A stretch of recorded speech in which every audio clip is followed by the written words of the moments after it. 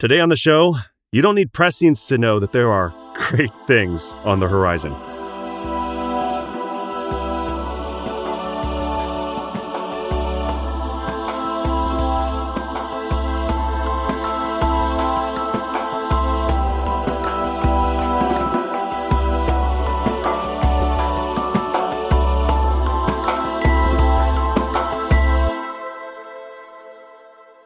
Welcome to Gom Jabbar, your guide to the iconic world of Dune.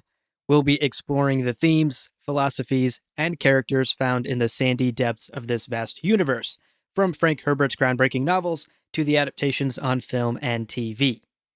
My name's Abu. My name's Leo. And Leo. Yep. Film and TV. What? We're talking about one of those today. What? Specifically film. Because Yeah. we finally got the official Dune movie trailer. And I think our enthusiasm speaks for itself here. Oh my God. It was everything we could have it's dreamed. so good. And of course, my timeline is filling with people having this conversation, but I'm excited to jump in and have our little Gom Jabbar take on it.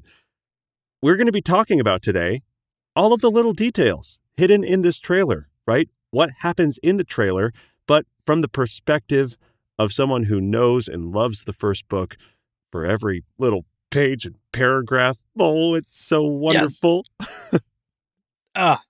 Amazing. Okay, before we get too excited and Yes. get ahead of ourselves, Okay, yes. a little bit of housekeeping. Yeah. Today's trailer breakdown episode will be full of spoilers. Inevitably. We are too excited to talk about the tiny little details. Yeah. And so if you have not read that first book, you have been warned. We will be talking about all the tiny details from the first book that we picked up on in this trailer. But just the first book. We're not going to talk about anything past that. So Absolutely. if you've read the first book, you're good. And we inevitably missed stuff because there's a lot. There's a lot of little quick shots. Oh my gosh. I was finding things to the last second. So as always, if we missed something, or if you have thoughts about our interpretations, our opinions, hit us up. Send us an email. gomjabbarpodcast@gmail.com. It's the same email address every time, people. Oh, it's great. And it always has been. Will continue to be. No plans to change it yet. Okay. That's the housekeeping out of the way. Yeah. Let's talk about this freaking trailer. Yeah. You, Leo, actually got to see the trailer a full 12 hours before I did because you went to that special IMAX showing. I did, in IMAX. So not only did I see the trailer, it was nearly a sandworm long, frankly. It was huge. And genuinely, I really think it made a difference for me because I watched the trailer again, and while I still got the same kind of chills and shivers, there really is something about the scale of this movie, which is just incredible. And I'm glad, Abu, that you didn't have to wait longer than the 12 hours because, Me too, buddy. it's so good. I barely slept. I almost cried twice watching this trailer. Oh my gosh, there's a particular line. We're going to talk about it later. We'll talk about it. Crushed me. Yeah, we'll talk about it. So, it begins. The trailer fades in with shots of Arrakis's deserts, some narration from Zendaya as her character, the Fremen, Shani, setting the stage for the film. Now, as a quick side note, this narration and actually some of this footage is from the first few minutes of the movie. So this is kind of how the movie starts as well. And some of these early shots of, by the way, Chani, in the open desert without your still suit and nose, what are you doing? You're losing so much moisture, Chani. But actually, these are some of Paul's earliest prescient visions. All of this, by the way, underscored by Hans Zimmer.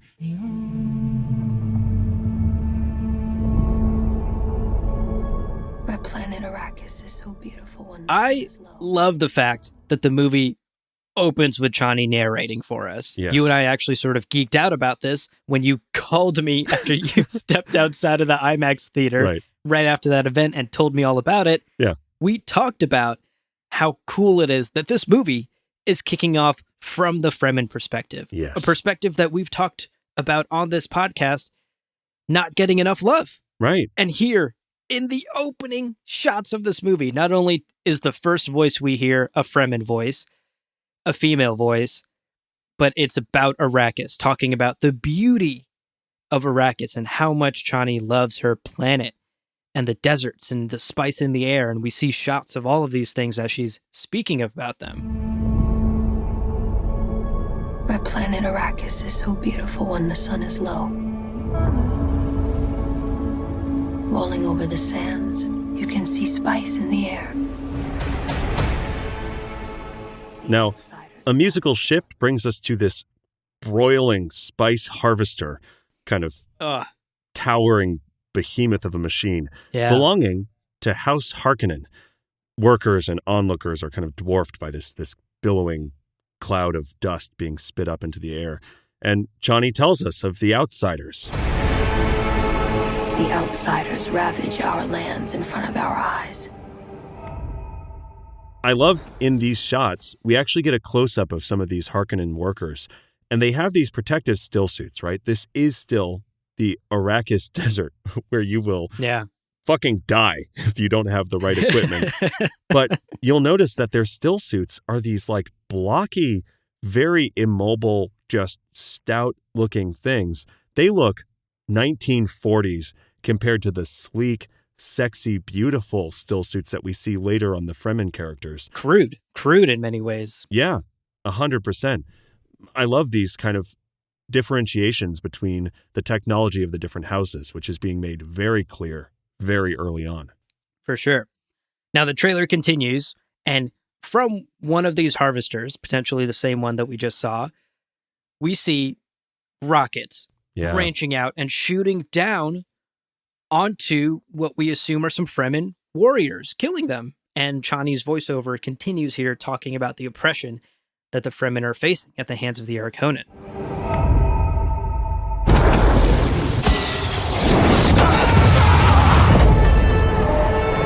Their cruelty to my people is all I've known.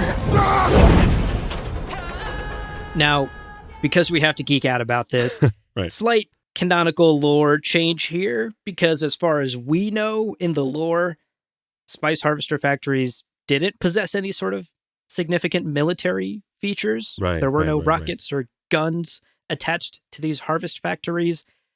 But considering House Harkonnen are the ones operating this spice harvester, you could imagine that such a brutal and quote-unquote evil house would make some modifications to your average factory and maybe add some deadly weaponry to it. So, again, is it a change? Yes. Does the change totally make sense in the world? Absolutely. Yeah. The trailer continues, and we get a close-up of some Harkonnen forces, and Chani talks again of their cruelty and oppression against her people. And while she's speaking of cruelty and oppression, we get a very poignant shot of our boy, Glass Out Beast Raban. Can I give our boy up for adoption? I don't like him. Yeah, not our boy in the sense like we agree with him and stuff. Yeah, no. Like our boy in like the jokey sense. Anyway, Beast Raban shows up, played by the incredible Dave Bautista. Yeah. We get this shot of his iconic whip coiled at his waist, and then it pans up and we see Dave Bautista as Beast Raban. Again, could be the whip that left the iconic ink-vine scar on Gurney Halleck's face. Totally details possible. I'm really hoping they do lean into some of these scenes that we do get with Beast Raban. Like, there's that scene after Piter dies and Baron Harkonnen gives him his, instructions to squeeze and get all the money you can out of Arrakis to pay off those Harkonnen debts. Could be a really wonderful chance to see into the mind of Beast Raban, who is as close to a shallow character as we get in Dune, frankly. He's he's just brutality and manifest in a lot of ways. I would love to see a little bit more depth to his character, and I think that this is setting that up by, giving him a good actor who could do that justice. Completely agree. Okay, the trailer continues, and the next shot features some prisoners who are kneeling and bound as our boy, but not actually our boy, Raban, Yeah. walks up behind them. Mm-hmm. And it's a little blurry. We're kind of looking at it through some flames or something. But we see Beast Raban behead one of these kneeling prisoners. Their cruelty to my people is all I've known. All right, the trailer then jumps into rapid fire mode here, and we get a couple of very, very quick shots. We get a shot of a burning pile of bodies. We see someone grabbing a knife, maybe a Chris knife. Then we see a shot of Chani looking back as her Fremen allies are retreating behind her, followed by a shot off-world showing some ships either leaving or approaching a planet. And then this sequence ends with a couple of Chani shots as she says, "What's to become of our world?" Followed by her whispering, "Paul." What's to become of our world? Ba-ba-ba-ba! Paul Atreides, played by the sweet, sweet Timothée Chalamet. Looks Yes. great. Was asleep, is now awake. The sleeper has woken, The folks. sleeper has woken. So good. Anyway, presumably from a prescient dream, because, a lot Right. of these Chani visions are his sort of early prescient dreams. Now, we've seen this shot or a very similar shot, maybe an adjacent shot, in earlier trailers. And we pointed out this kind of beautiful carved headboard behind him, these fish and these Yes. water motifs. We don't know for sure, but this headboard does match the written description of his room in the Arrakeen Palace, the kind of small side room near where Yui and Jessica have one of those super tense conversations. And basically where, from behind the carved wooden facade, the Hunter Seeker comes out. So Right. as much as it's tempting to think of this as very early on in the movie, this is possibly actually on Arrakis in the room where he's going to face off with the Hunter Seeker. We also see this same room a little bit later in the trailer. Right. So after a couple of studio logos, yada, yada, whoever made this movie, we then get to Kaladin. Whoa, looks great. And we see a super wide shot of this thin ship carving its way over the waters of the House Atreides homeworld into a hangar bay where we see none other than Duncan motherfucking Idaho, played by the incredible Jason Momoa So good. in pilot's gear as he greets Paul Atreides with a hug. One of my favorite scenes in this trailer. A boy. Hey, Duncan, can I trust you with something? Yes, always. You know that. I've been having dreams. Can I just say, Duncan Idaho is one of Paul's closest friends and teachers, Right. and they share like 2 scenes in Dune. Right. You read the book and you're like, Duncan who? Ida what? No, he's one of Paul's closest friends. So the fact that they're giving Duncan some screen time, some like jokes, some jibes, some little, and we'll get to the fucking funniest line in a minute. Oh But my gosh, yes. the fact that we see a little bit of their banter, if this was just a bare knuckle, do our best adaptation of what's on the pages of Dune, they wouldn't have this presence of Duncan Idaho. The fact that Duncan Idaho is getting more screen time and more of these scenes with Paul that don't exist in the book means that the director and the script writers and everybody's on board understanding these characters and writing scenes that make sense considering their backgrounds. Yes. Oh, I'm so hyped. And Momoa's perfect for this role. Through He's and perfect through. for this role. Yes, that's so true. What a great point, Leo. The fact that they understand Duncan's character and his role in Paul's life so well to add it in this scene that doesn't exist, that makes perfect sense So much sense. and gets us so incredibly hyped for the movie. Like, yes, the movie is in good hands, and this gives us confidence Yes. that the folks behind this movie know exactly what they're doing and understand Dune on a deep, deep level. amazing stuff here. 100%. Now, also one of the funniest scenes in this trailer, because Paul kind of pulls Duncan aside and he's like, hey, can I tell you about something? I've been having these visions of a girl. They happen when I dream. Right. Duncan, can I trust you with something?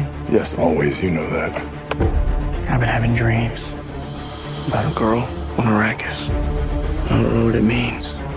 Dreams make good stories. But everything important happens when we're awake.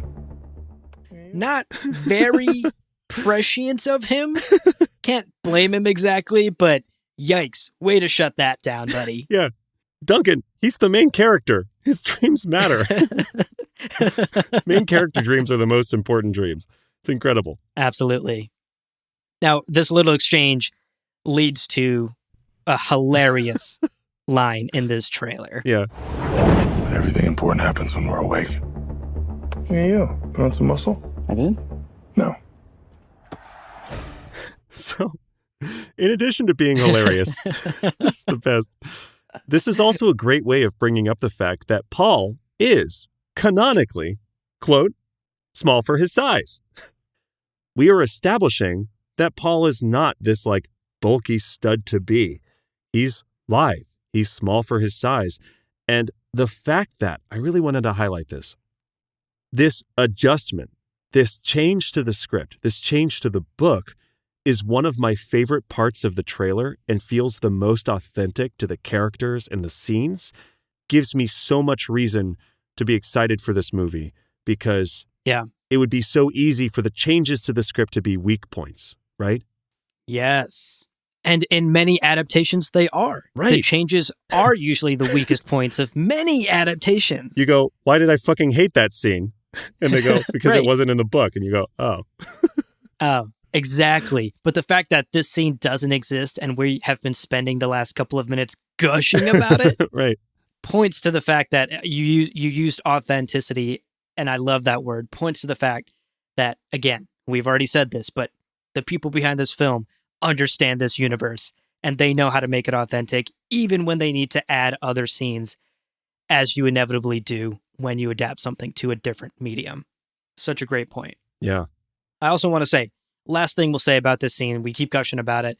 I just want to say, it's good to get some levity in Dune. Yeah. It's good to get something to laugh at, because Dune is a very heavy and dark book for the most part. No kidding. There are very few moments in the book that are funny, and I would say there are no moments in the book that are legitimately laugh out loud funny. Right. I agree. In all 800 pages. I mean, name one scene that Yeah. made you laugh out loud. None of them. But I burst out laughing watching this trailer at this interaction. I'm glad we get a little bit of levity in this film. And it carries over to this next scene too. Indeed. Yeah. So under the next few shots, we hear Duke Leto Atreides, a.k.a. Oscar Isaac, a.k.a. AKA Daddy Isaac. Daddy Isaac. Does he have kids? I don't know. I'll be his kid if he wants. I volunteer as tribute.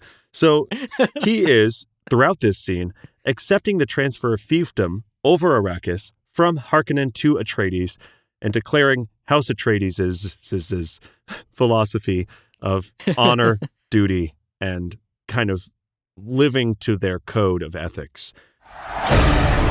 We are House Atreides. There is no call we do not answer. There is no faith that we betray. Now, in this scene, we get a few close-ups of our boy Leto and Jessica, played by Rebecca Ferguson, before then cutting to a few seconds of the iconic Gurney and Paul practice duel scene that we already saw back in the teaser trailer. So cool. Looks great. Those Holtzman body shields look incredible. And it's very clear in this trailer that blue indicates the shield has blocked something. Red indicates that the shield has been pierced. Yes. Very cool way to visualize that. Better than the 1984 film, objectively. The PlayStation 2s that just encompassed. Again, it looked great. It was the 80s. I mean, we got to give it some slack. For its time, it was great. Right. Wow, you sounded so not impressed. Yeah. For its time, that's great. Now, As the Emperor's envoy approaches the Atreidian party, we see Leto Gurney, played by Josh Brolin, and Thufir, played by Stephen McKinley Henderson, I think. I only wrote here his first and last name, and I realize everyone always calls him by all three names. But Mr. Henderson, who is a wonderful actor, and I'm really excited to see his take on Thufir more than we've seen already. Yeah. Now, this also leads us into another surprisingly funny line. Oh my gosh. Which just sets up perfectly this sort of cute Leto Gurney rapport, right? The familiarity, the charm, the banter. Smile, Gurney. I am smiling. It's so So funny. So good.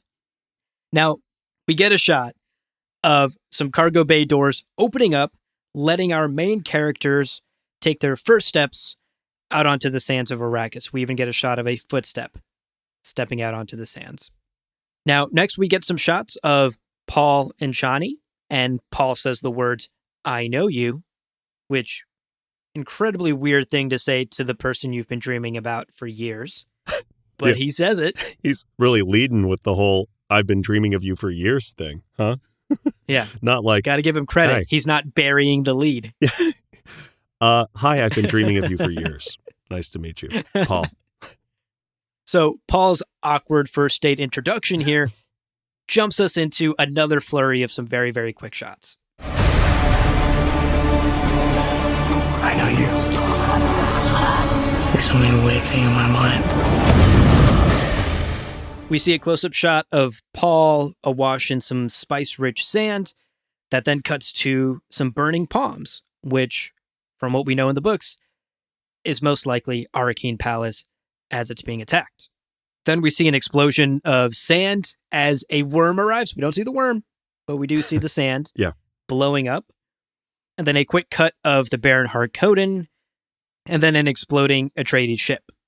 We get this just incredibly striking shot of Jessica. I mean, this is really one of the shots that sticks in your mind, I think. Yeah. She has this Yeah. Fremen writing, this Fremen scripture on her face, wrapped in a shawl in front of a stone with more of the same script. This could be one of two things, in our opinion. Mm-hmm. This could be the Water of Life ceremony where she kind of accepts the title of Reverend Mother for Sietch Tabor. Or it could be a vision of Paul's. Paul could be seeing this far distant future of maybe the form his mother takes, which is a signal to him that they'll be safe with the Fremen, when they're in the still tent waiting for Duncan, Idaho. Right. Personally, I would love to see Jessica dressed up this way for the Water of Life ceremony, but she does have the eyes of Ibad, the blue and blue eyes, which, again, we're kind of unclear as to whether or not we're going to get that much time in world this movie to see those transformations other than in Paul's visions. It's a little up in the air. Yeah, for all we know, this entire trailer could be Paul visions, because our boy Paul Atreides has already seen this movie. He's got prescience, folks. Jealous? Come on, Paul. Bring your phone next time. No, don't. Spill some deets. Spill some deets, bro. So after this Jessica shot, we get a couple of quick shots of Chani and Paul doing a quick little crysknife handoff. And then we get a shot of, I'm going to butcher this name, I'm so sorry to this actor, Babs Alusan Makun, who plays Jameis. And we hear him say the words, "Come with me." You need to face your fears. Come with me. Which I thought was really interesting. Just to pause here and comment on this real quick. In the books, Jameis is kind of just like a dickhead. He's kind of an asshole the whole time. Right. The whole time. And it's interesting to see him almost in a positive light here. I mean, saying the words "come with me" in the tone of voice that he used with the facial expression that we saw in that shot. Yeah. That paints him in more of a sympathetic light than we Yeah. know him from the books. So it'd be cool to see Jameis have a bit more to do than just be a dick and then die. We only experience him, along with Paul, as this brutal asshole who's just mean. And then Paul, iconically, has to have the whole "I was a friend of Jameis" moment, where he realizes this is a guy who had friends, who had, Yes. a family. He meets Hurrah, like he meets the kids. It's wild, the duality that Paul is forced to come to terms with, the lesson he learns from Jameis. When you kill someone, you pay for it. What a lesson. Oof. Cannot wait to see that scene. Oh my God. And genuinely, seeing Jameis in that sympathetic light would be, I think, again, really, really wonderful and would make Paul killing him all the more, I think, gut-wrenching for our protagonist. Right. So next up, we get some establishing shots of Arrakeen. We see some ornithopters Right. soaring over the city. Yeah. Very cool. They look great. And we also see Paul in step with some Atreides troops with a super wide shot of the Atreides forces lined up. Right. Again, speaking of scale, so Oh my much God. scale in this movie. Everything is big. Everything is bold. But it all feels real. Like that's the thing that blows my mind because it's not cartoonish. Yeah, absolutely. Now, one small note I want to call out here before we move on.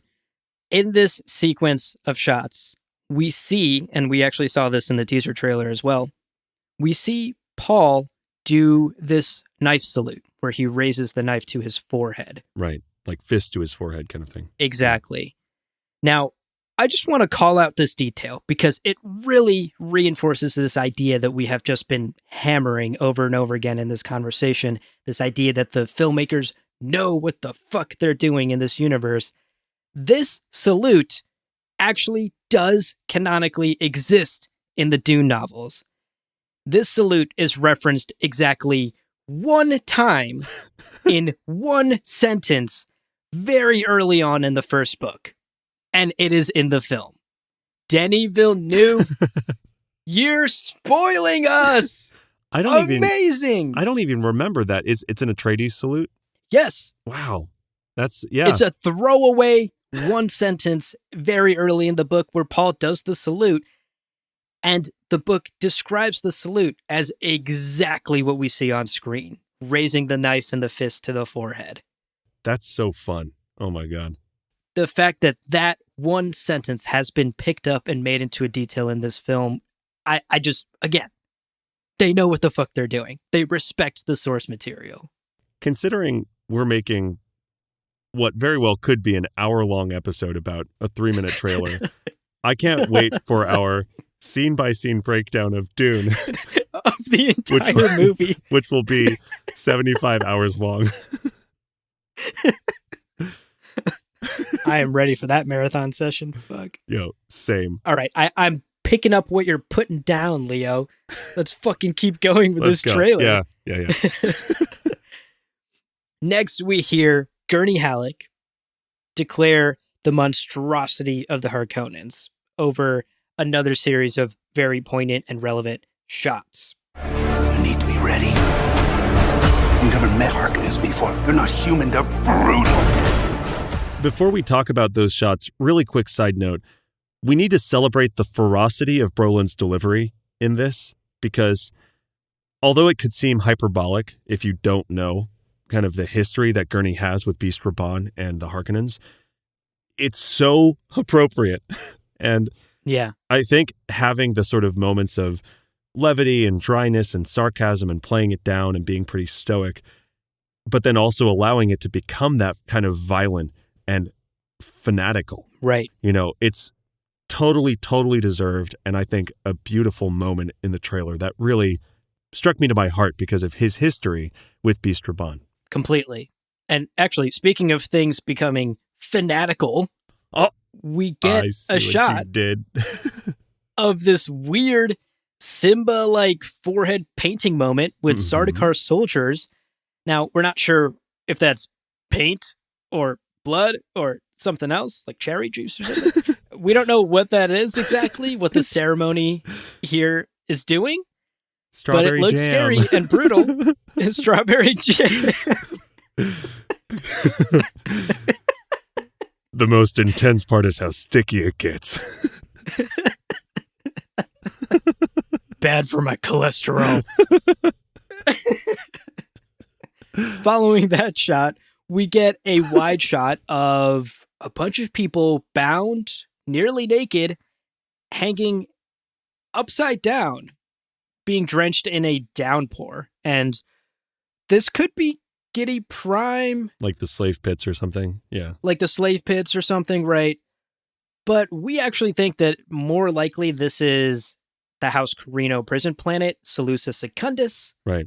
And this is potentially a training scene with the Sardaukar, considering we saw that Simba forehead jelly moment earlier. The strawberry jelly is earned as graduation. Yeah. Exactly. Yeah, because it could be prisoners on this prison planet, but it could also be like a SEAL Team 6, endurance training, and whoever dies from being cold and wet, well, they're one of the whatever crazy No jelly for them. No jelly for them.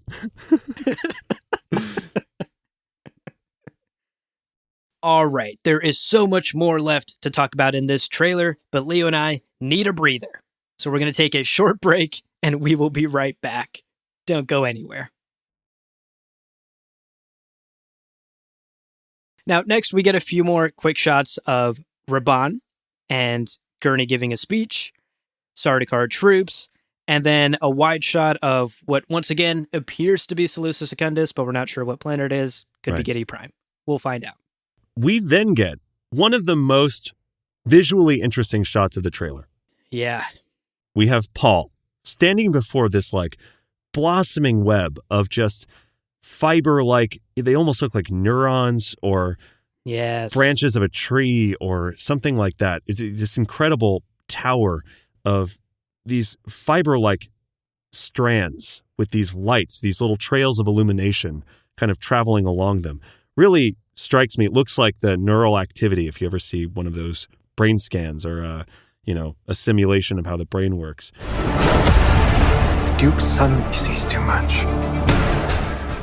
It definitely reads to us, at least, as maybe one of the ways that Denis may show Paul's awareness of prescience. Yeah. Of, these kind of infinitely branching paths of the future. Yeah, I think it's a really cool way. If that is what that ends up being, and it's not just some sort of hologram that Paul is creepily staring at. Right. That's a very cool way to visualize his powers because, yes, you can show prescience with like flashbacks and flash forwards. Like that's a very sort of cliche, generic film way to show visions. But to truly show the infinite paths that Paul can see, this is a very cool way to visualize it, if it ends up being that. Right. Watch us be totally, utterly fucking wrong, and it's just a hologram of a tree. He's like, plants. And then it cuts, and we're in the theater like, psst, we got that wrong. We were way off. That wasn't... We were way off. I'm just going to go. Alrighty. In the next two shots, we see Peter DeVry University, played by David Dasmalchian. Butchered his name again. Dasmalchian. Sorry, David. Let's go with David Dasmalchian. Sorry, David. David D. Peter here is waiting on Baron Vladimir Harkonnen, played by the incredible Stellan Skarsgård. So good. Who we see lift up onto his suspensors as he rasps in an incredibly creepy voice. This is my Dune. Kill them all.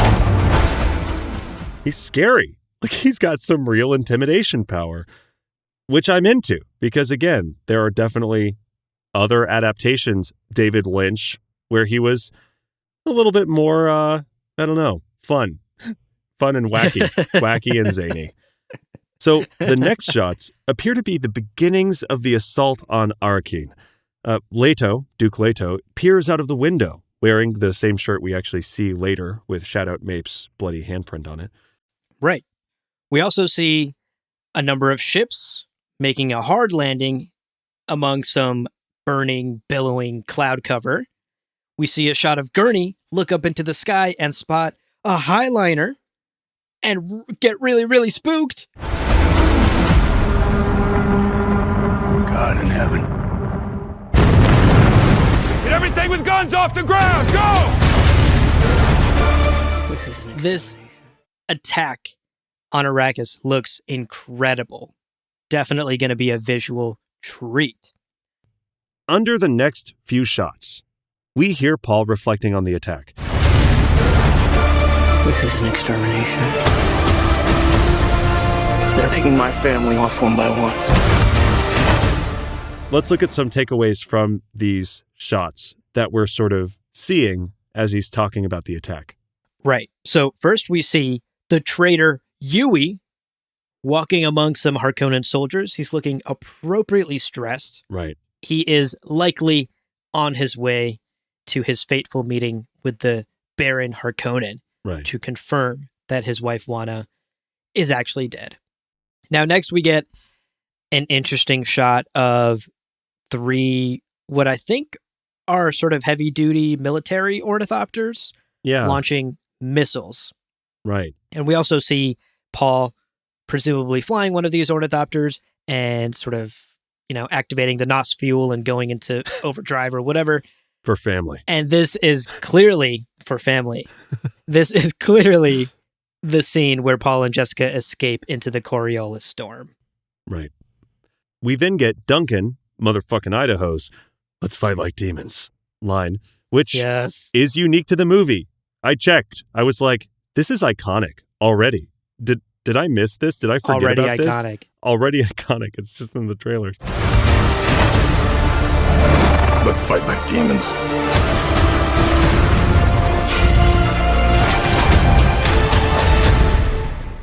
And again, to reiterate, this is a fantastic decision. He's one of the best characters in Dune. Giving him more time on screen is a fantastic decision. For sure. And I hope at some point we also get his lesser well-known but equally iconic quote, "Let's fuck like demons." He often said those uncomfortably close to each other. Like people would go, "Well, I liked that before you said the other line." And it didn't even matter the order. They were just like, "Now I'm uncomfortable, Duncan. Thanks." They don't call him a sword master for nothing, am I right? Hey, it's a penis joke. We're full of them. All right. Next we see some laser gun blasts tearing into the side of that Harkonnen spice harvester that we saw from the top of the trailer. Right. And finally, we get Duncan just fucking bodying some starter car, taking them down in just the most... I mean, he throws a fucking kinjal at him or like a machete at him and then just like knee tackles him to the ground. He's like, Holtzman, don't know him.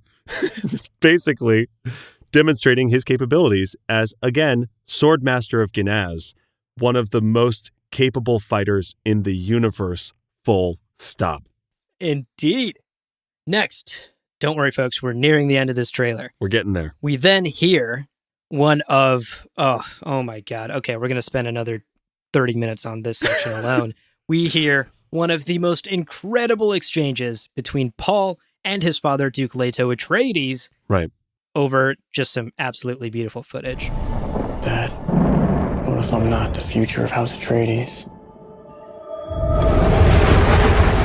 A great man doesn't seek to lead. He's called to it. But if your answer is no, you'll still be the only thing I ever needed you to be. My son. So beautiful and so devastating. It's the heart of what makes Duke Leto sympathetic in so many ways. And it's also at the heart of some of those scenes where he sees Paul sleeping on the table and doesn't disturb him. Or when he tells him, I need someone to say these things to. He trusts and loves Paul more than anything. Yeah. This line from Oscar Isaac, the delivery, the actual dialogue itself, hit me like a truck. Yeah. And I got quite emotional. I teared up at this line. Same. It's a trailer. And what is happening? It's a trailer. And I just got to say, for the folks out there who haven't maybe had the best relationships with their fathers, hearing something like this, straight to the gut, straight to the heart. Honestly, something I hope to repeat to my kids in the future someday as I conduct a war of assassin against my rival house. I was going to say, You tell them that. You're like so heartfelt. You're like, listen, my children. And they listen to you patiently. And then you finish talking and they go, Dad, stop quoting Dune. Never. You're like, never. And then you run out of the room. Let's fuck like demons. Let's fuck like demons. Dad's in one of his moods. One of his Dune moods again. He keeps talking about some podcast he hosted with a friend of his 40 years ago. We'll still be going, man. Weekly. We'll still be going for 40 strong, years. Let's folks. go. Episode 5242, baby. What is Sappho juice? We finally talk about it. We'll be doing our 48-hour live breakdown of God Emperor of Dune at that point. Clairby Part 7. A love letter. Part 2.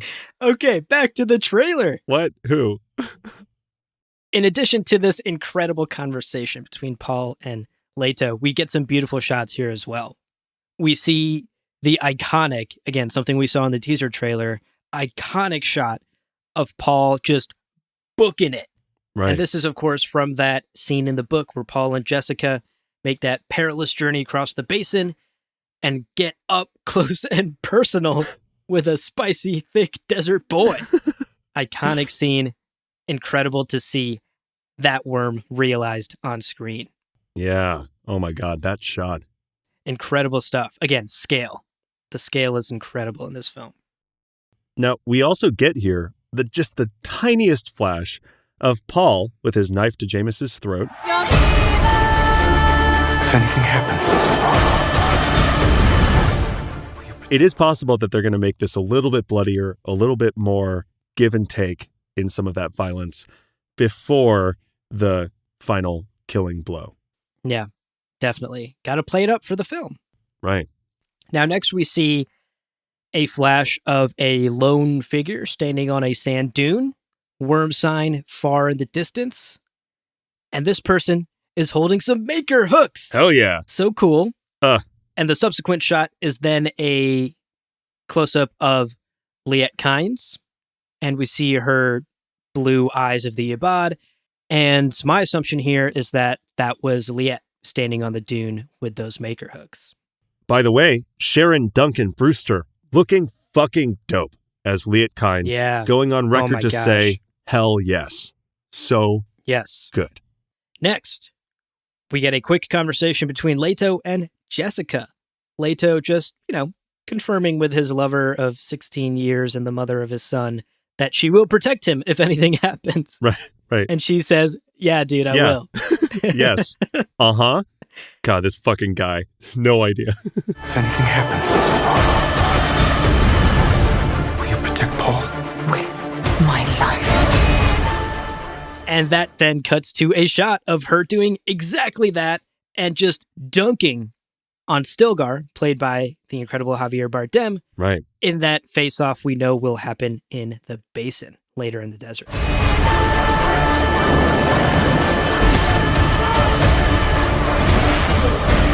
All right, next, the trailer continues to ramp up. The shots keep getting quicker, harder to talk about them, but we get a couple of noteworthy ones.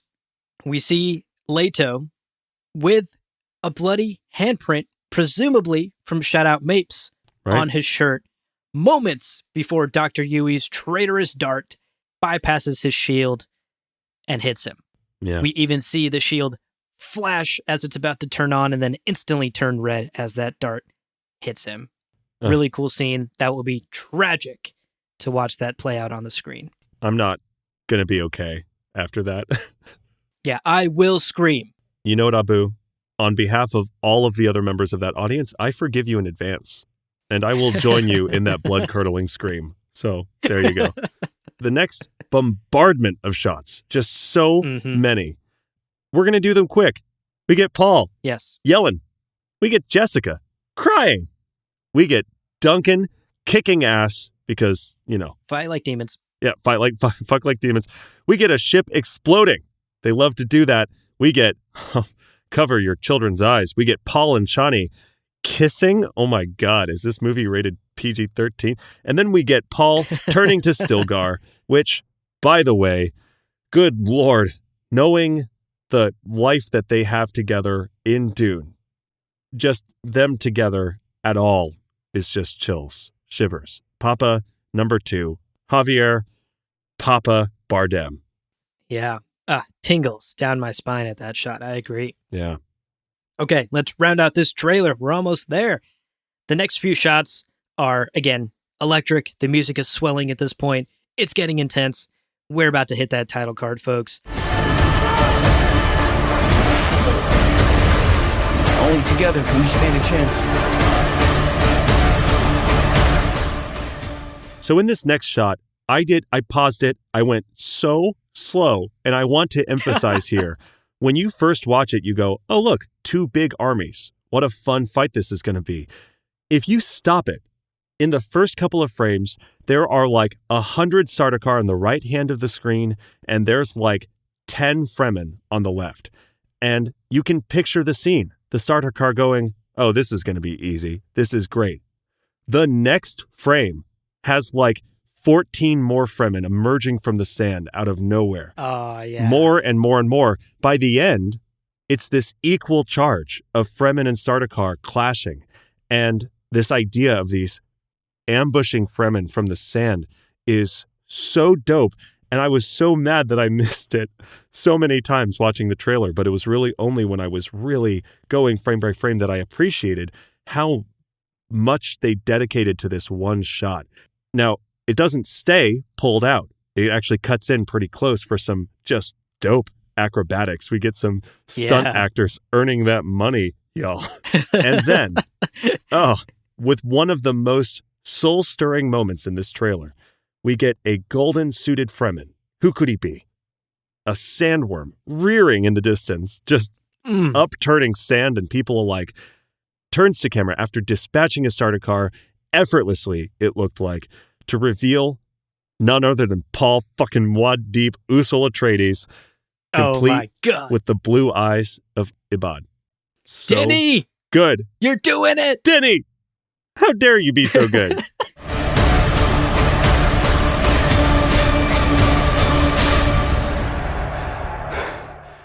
Okay, finally. Last couple of shots here of the trailer. Right. We get a close-up of Jessica saying, it's time. And then it cuts to a shot of Paul and Chani and some other Fremen standing behind them, bathed in a glowing white light, eyes of the Ibad, full on, both of them blue, glowing eyes. And Hans Zimmer's score swells up. And we cut to the title card. It's time.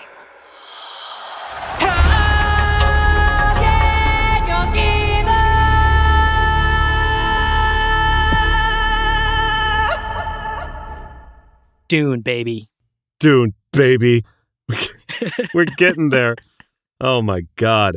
What an incredible trailer. Fun, action-packed, full of little nods to the book, some new material that isn't in the book, but feels somehow even more appropriate than other stuff. It's just great. But, as we wrap up this episode, let's focus in. Abu, what was your favorite shot of the trailer? You got to pick one. You have to pick one. I know it's What cruel. a horrible question. How dare you? If only I was the one who came up with it. Yeah, I wrote this question. How dare me?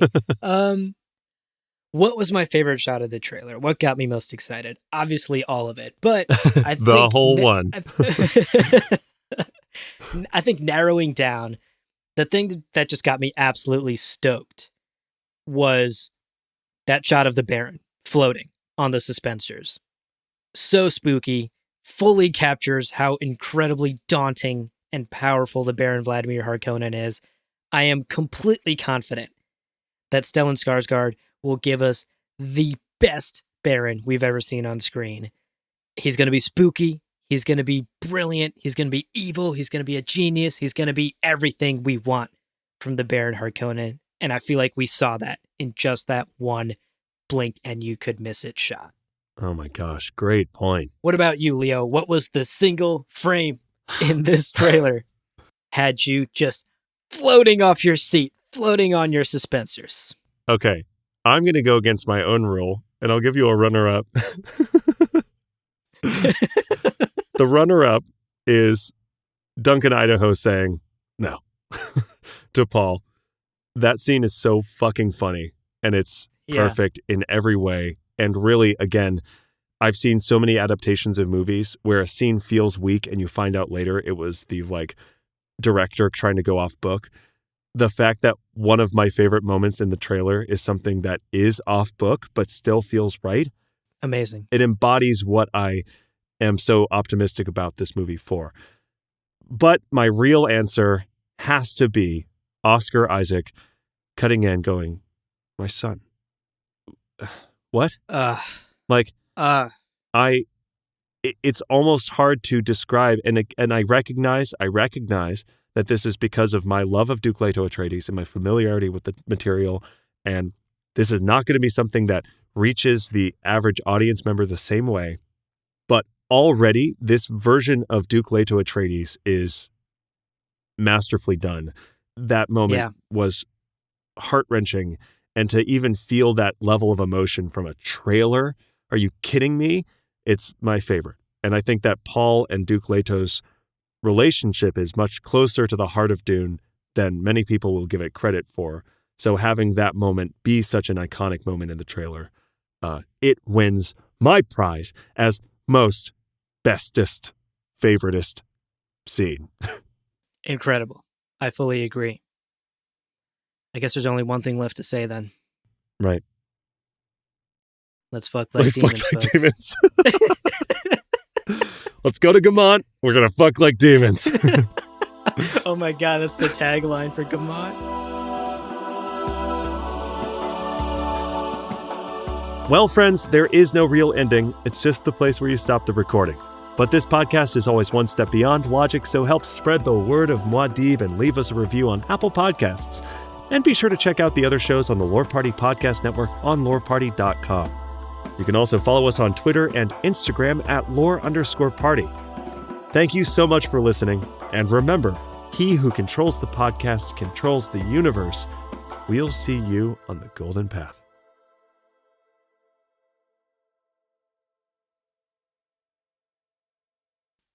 In talking about this script, I cannot believe you texted me the words goopy butthole earlier. I mean, I will forever hold that against you. I was going to say, I might make this like a daily occurrence. Like maybe that's just how I greet you in the morning. Oh, Abu, who's texting you? It's a long story. What did they say? Let's just get back to eating breakfast. It's fine. Never mind. Porridge was a bad choice. It's fine.